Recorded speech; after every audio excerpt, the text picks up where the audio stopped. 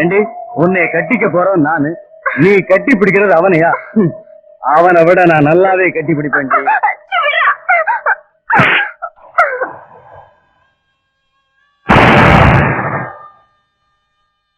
சரிபடி, அவசரமா அதுவும் இந்த இடத்துக்கு எதுக்காக என்னை வர சொன்ன? ஏன் பயமா இருக்கா?